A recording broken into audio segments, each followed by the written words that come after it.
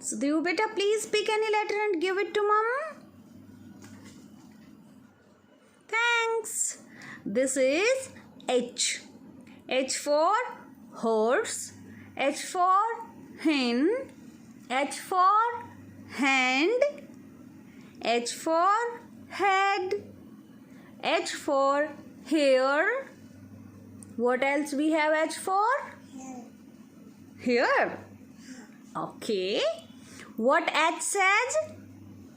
H says hand. Hand. Thank you.